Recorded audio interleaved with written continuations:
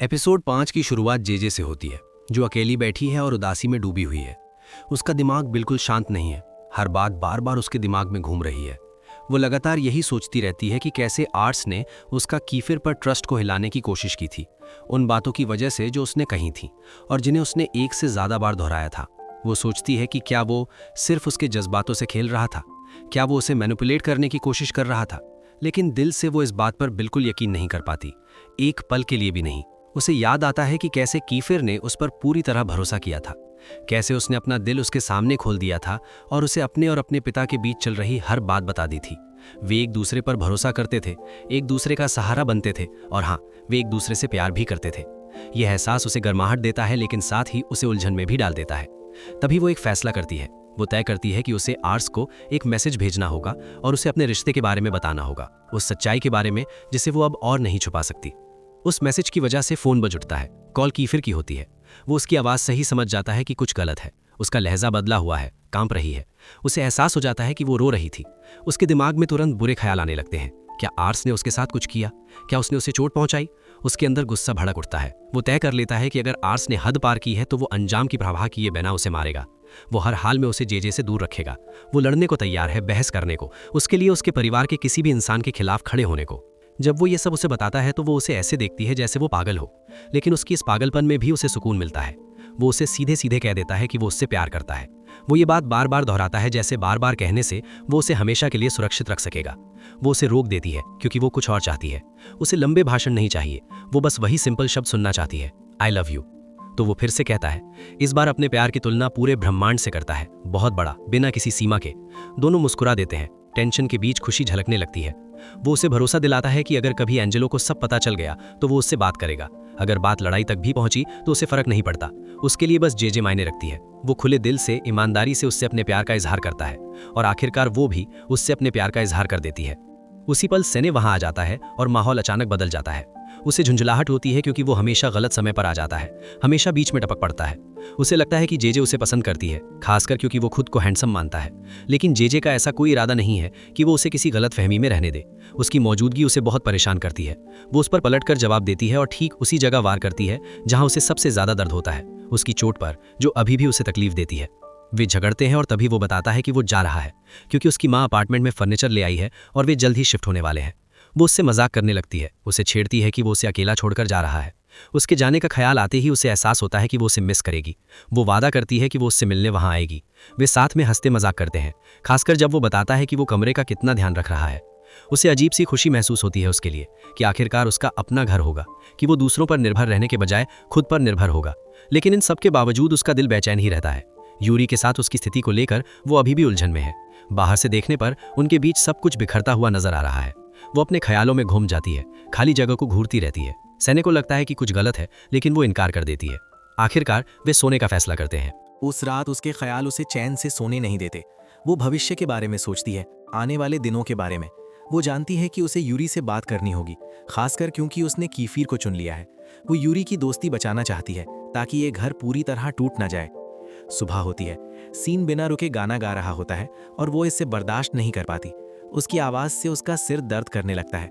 अफरा तफरी में वो अपना कार्ड ऊपर भूल जाती है, तो वो बाहर उसका इंतज़ार करने का फैसला करता है।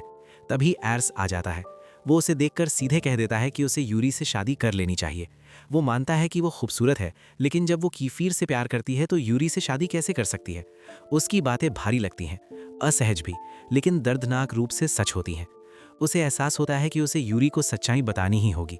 उसे बताना होगा कि वो कीफिर से प्यार करती है और उसे यूरी के साथ रिश्ता ख़त्म करना होगा, इससे पहले कि वो उसे और ज़्यादा चोट पहुंचाए या उसे हमेशा के लिए खो दे। उसके ख्याल उस पर हावी हो जाते हैं। वो स्कूल जाती है, अब भी नहीं जानती कि यूरी का सामना कैसे करेगी। वो उसे मिलने के लिए मैसेज भेजने के बारे में सोचती है, लेकिन वो जवाब देता है कि उसे बुखार है और वो आ नहीं सकता। वो उसकी चिंता करती है, उसे अपना ख्याल रखने को कहती है, लेकिन अंदर से परेशान हो जाती है। वो उससे मिलकर सब ठीक से समझाना चाहती थी। अचानक कीफिर सामने आ जाता है।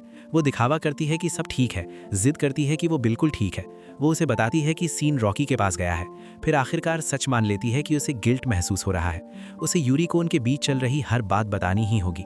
कीफिर उससे सहमत होता है, वो भी उलझन में है। उसे भी नहीं पता कि वे दोनों फिर से एक ही लड़की से कैसे प्यार करने लगे। उसे नहीं पता कि क्या करना चाहिए, लेकिन एक बात उसे पक्की पता है, वो उसे चाहता है। वो उसके साथ रहना चाहता है और सबका सामना करना चाहता है, चाहे लड़ाई ही क्यों ना करनी पड़े। वो उससे कहता है कि अगर कुछ भी हो तो वो तुरंत उसे कॉल करे, वो बिना सोचे उसके पास आ जाएगा। इस बीच यूरी घर पर है, गुस्से में कड़ी ट्रेनिंग कर रहा है। वो अपने गुस्से को हर चीज़ पर निकाल रहा है। वो तय करती है कि वो उससे मिलने जाएगी क्योंकि वो बीमार है। उसका दिल दर्द से भर जाता है। वो चाहती है कि वो खुश रहे, बिना दर्द के शांत जिंदगी जिए। वो आखिरकार फैसला कर लेती है, वो उसे अब सच बताएगी। वे साथ बैठते हैं। यूरी तुरंत समझ जाता है कि कुछ गलत है। वो माफ़ी मांगती है, उसकी आवाज़ कांप रही होती है। वो उसे बताती है कि उसने कोशिश की थी, सच में कोशिश की थी, लेकिन वो कीफिर से प्यार करना बंद नहीं कर पाई। उसकी फीलिंग्स उसे बार बार उसी की ओर खींच ले जाती थी। यूरी चुपचाप सुनता है, फिर बोलता है। वो कहता है कि शुरू से ही उसे पता था कि वो कीफिर को चुनेगी। कम से कम उसने कोशिश की, कम से कम उसने भी कोशिश की, लेकिन आखिर में वो हार गया, एक बार फिर। वो मूर्ख नहीं है, उसे सब पता है। उसे ये भी पता है कि न्यू ईयर ईव पर क्या हुआ था, भले ही उसने उसे कभी बताया नहीं। उसके पास ऐसे लोग हैं जो सच्चाई निकाल लाते हैं। फिर उसका लहजा ठंडा हो जाता है। वो उसे जाने को कहता है। वो उसे कीफिर के टच में रहने की इजाज़त देगा, लेकिन फिर भी वो उससे शादी करेगा और वो कीफिर की कंपनी तबाह कर देगा, चाहे इससे उसे खुद को नुकसान क्यों ना पहुंचे, क्योंकि उसने उसे पहले चोट पहुंचाई थी। वो उससे कहता है कि ये बात अच्छी तरह याद रखे, आखिर में वो उसी की होगी, सिर्फ और सिर्फ उसकी। वो वहाँ से जाना चाहती है। वो उस पर इल्ज़ाम लगाता है कि वो एला जैसी है, जो लोगों का इस्तेमाल करके अपनी मर्जी का हासिल करती है। वो रोते हुए वहाँ से चली जाती है और वो पीछे रह जाता है, दर्द में जलता हुआ, क्योंकि इन सब के बावजूद वो उससे सच में प्यार करता है। वो कीफिर के पास भागती है, बेकाबू होकर रोती हुई। वो उसे बताती है कि यूरी शादी कैंसिल नहीं करेगा। वो उससे गिड़गिड़ाकर कहती है कि वो कोई हंगामा न करे। कीफिर प्यार से उसे शांत करता है, उसके आंसू पोंछता है। वो जल्दी से उसे किस करता है, ये कहकर चढ़ाता है कि वो बच्चे की तरह रो रही है। वो उसे भरोसा दिलाता है कि वे ज़रूर कोई रास्ता निकालेंगे, कोई तरीका जिससे ये शादी होने से पहले रोकी जा सके। वो पूरा ध्यान उसी पर रखता है, हर पल उसका ख्याल रखता है। फिर वो उसे एक ज़रूरी बात बताता है।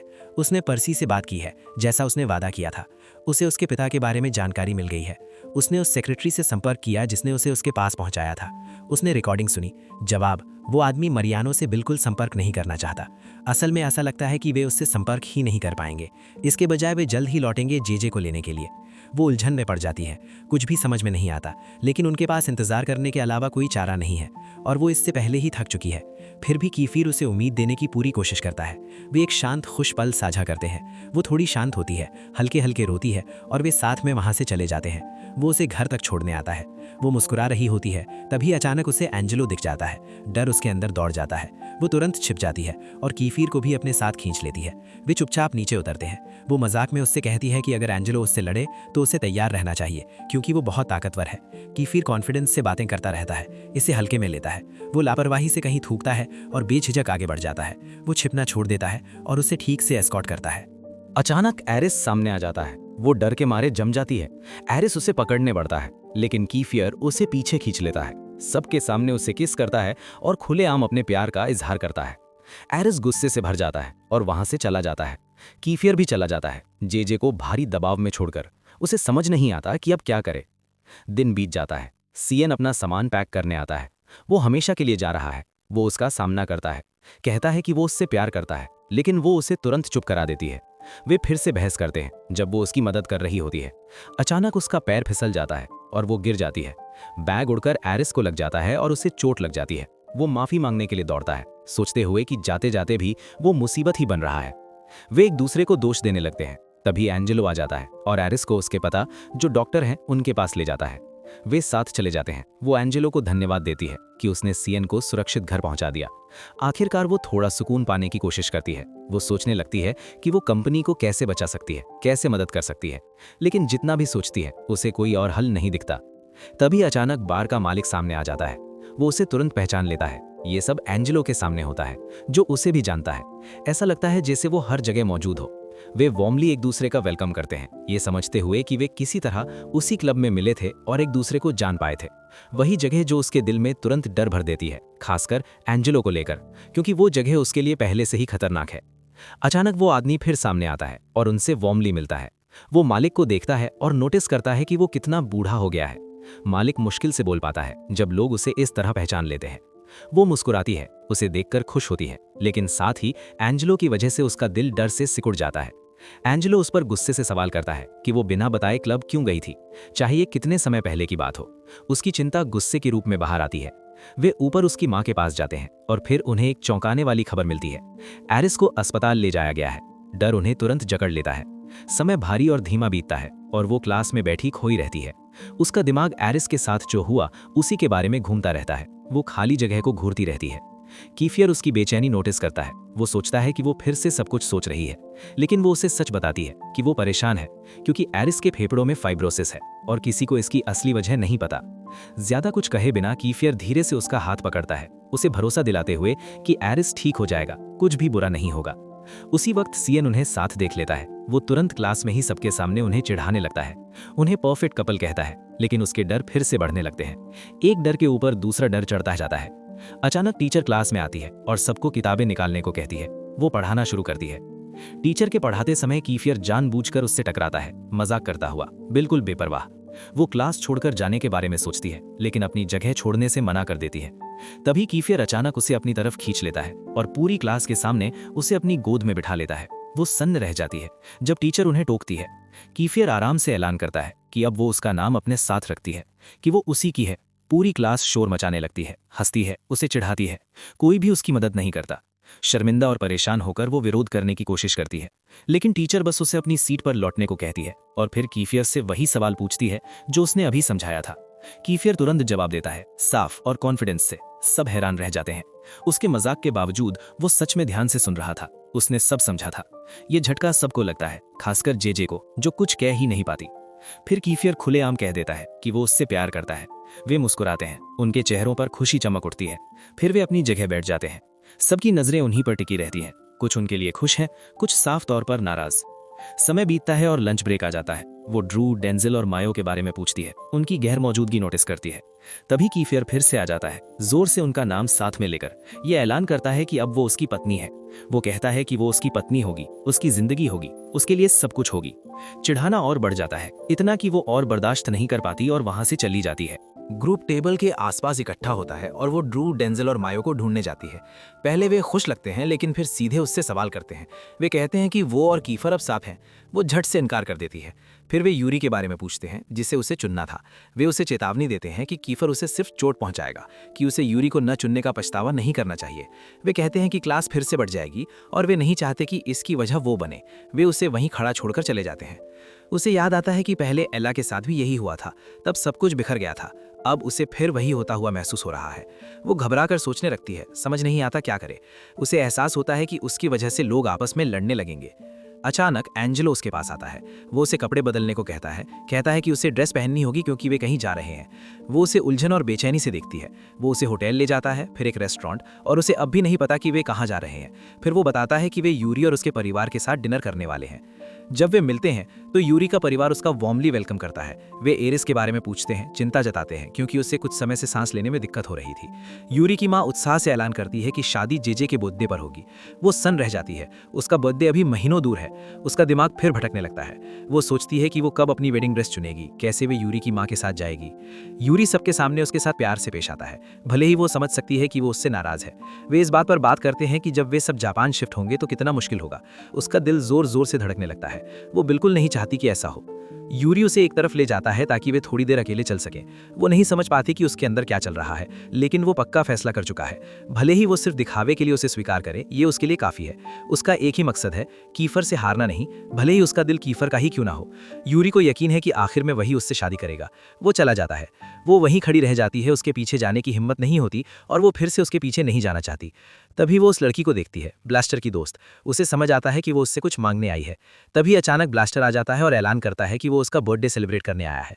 कीफर भी वहां होता है। उसका दिल बैठ जाता है। उसे डर लगता है कि कुछ ना कुछ गड़बड़ होगी। वो और प्रॉब्लम्स में नहीं पड़ना चाहती। उसका दिमाग पहले ही भरा हुआ है। वो देखती है कि एक लड़की कीफर के बहुत करीब खड़ी है, जरूरत से ज्यादा। लगता है सब लोग पहले से ही इस गेट टुगेदर का हिस्सा है। कीफर उस लड़की का इंट्रोडक्शन देता है। उसका नाम माकी है। माकी उनके साथ टेबल पर बैठ जाती है। जेजे की छाती कसने लगती है। वो इसे बर्दाश्त नहीं कर पाती। उसकी जलन साफ दिख रही होती है। इस बीच यूरी का परिवार एंजेलो को काम की बातें करने के लिए अपने साथ ले जाता है। यूरी वहीं रुकता है और जेजे को अपने हाथ से खाना खिलाता है, ठीक कीफर और माकी के सामने। माकी ध्यान से देखती रहती है, उनके रिश्ते को समझने की कोशिश करती है। वे कहते हैं कि वे बस करीबी दोस्त हैं, इससे ज्यादा कुछ नहीं, ठीक वैसे ही जैसे जेजे और कीफर सपोजिडली हैं। यूरी नोटिस करता है कि जेजे परेशान लग रही है।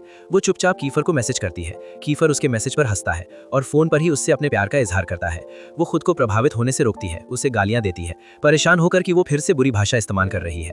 वो मजाक करता है कि इसके बदले उसे एक किस मिलनी चाहिए। इससे पहले कि कुछ और हो, माकी उसके हाथ से फोन छीन लेती है और उसके और करीब आ जाती है। यूरी ये सब देखता है, अब उसे जलन साफ दिखने लगती है। माकी ज्यादा अपनापन दिखाते हुए हंसती है, फिर जेजे की तरफ मुड़कर कहती है कि उसे वो बिल्कुल अजीब नहीं लगती। वो बार बार कहती है कि उसकी खूबसूरती अलग है, लेकिन फिर क्रूरता से जोड़ देती है कि शायद वो चिड़ियाघर में होनी चाहिए, उसका मजाक उड़ाते हुए। वो उसके मुंह पर हंसती है। जेजे अब और सहन नहीं कर पाती। वो माकी के चेहरे पर जोर से थप्पड़ मारती है। तुरंत खून निकल आता है। माकी चीखती है और उसे गालियां देती है, कहती है कि वो अपनी माँ जैसी बिल्कुल नहीं है। जेजे भी बेरहमी से जवाब देती है। कीफर दौड़ कर आता है, ये कहते हुए कि जेजे जलन नहीं कर रही, लेकिन वो गुस्से और दर्द में उसे भी गालियां देती है और वहां से चली जाती है।